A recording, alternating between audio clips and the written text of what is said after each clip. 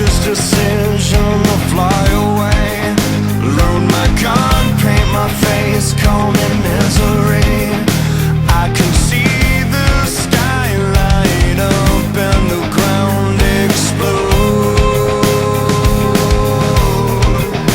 Got my sights locked down, I can see you breathe. Watched you fall and somebody scream. It's the saddest thing when angels fly away.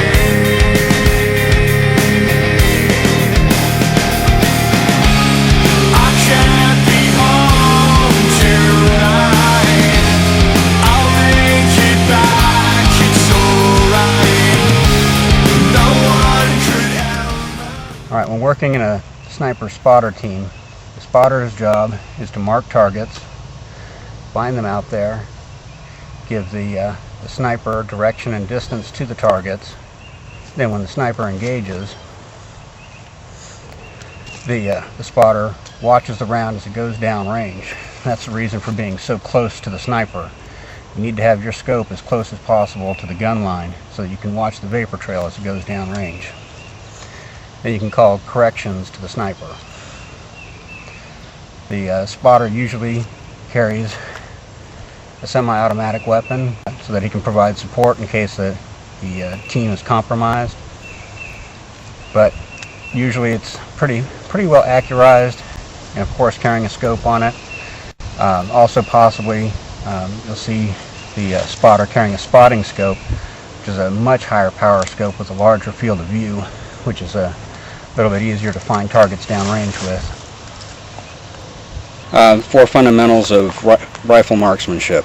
These are the basics that everyone needs to know. First one is steady position. You need to have yourself properly steadied in order to make sure that the rifle is not moving when you fire.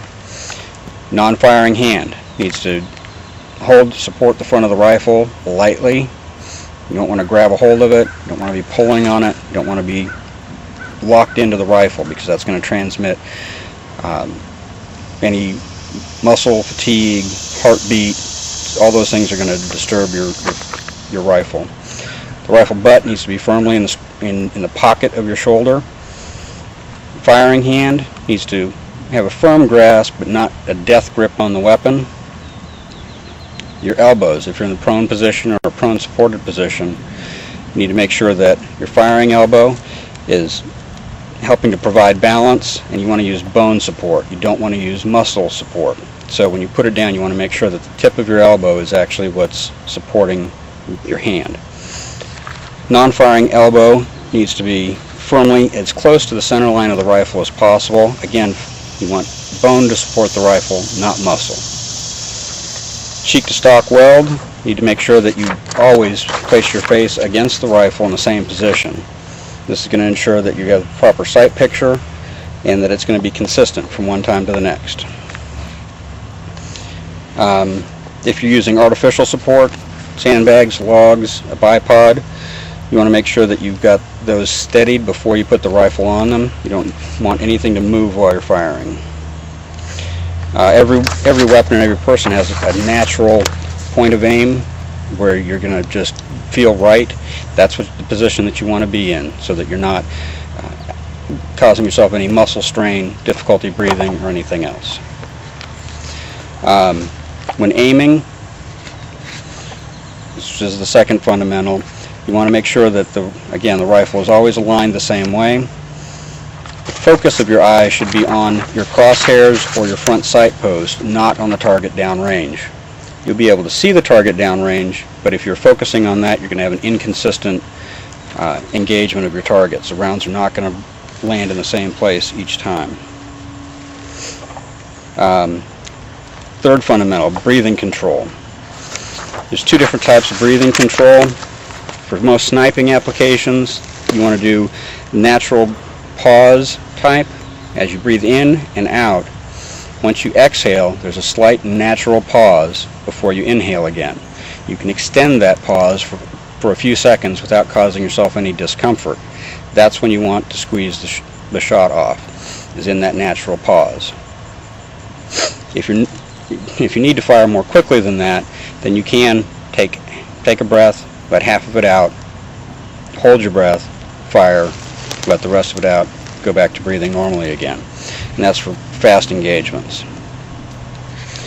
Fourth fundamental is trigger squeeze.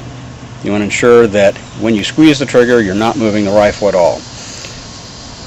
Your trigger finger should be on the trigger, on the pad of the first joint of your finger. It should not be all the way at the joint. It should not be on the very tip.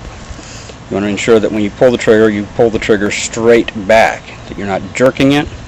And when the round goes off, you want to make sure that it's a surprise each time. If it's not a surprise, people have a tendency to flinch or anticipate the round being fired, and that's going to pull you off target. Different firing positions. Normally, as a sniper, you're going to find yourself firing from the prone position. This keeps you as low as possible to the ground, gives you the best support. You can also fire from the sitting position. When firing from the sitting position, you want to make sure that you have the kneeling position is another possible shooting position. Again, you want to try and avoid bone-to-bone contact, yet still have bone support of the rifle instead of muscular support. And of course, there's also standing as an option, which is the least preferable, since there's just too many ways that you can lose track of your target, and it's just way too difficult to try and support yourself to accurately engage targets unless you absolutely have to. Whenever you're shooting through a scope, you like to keep about 3 inches eye relief. Keep the scope in full picture. You don't want to see any little black crescents on the top, bottom, left, or right, because that will throw your shots off. Try to keep your cheek in the same place every time, because once you get a consistent firing position, you'll also get accuracy. Whenever you make your ghillie suit, it's burlap tied on the netting, which is glued or sewn to the back of BDUs, or one-piece flight suit, which that netting is used for, to attach local vegetation. You just weave it through like so until it's in there firmly. And then I like to snap the ends a little bit, but keep them on there so they're harder to come out. There's a rule, 60-40. You want to keep about 40% artificial camouflage like the burlap and 60% natural. And as you can see, some of this that's been in the suit a while versus some of the new.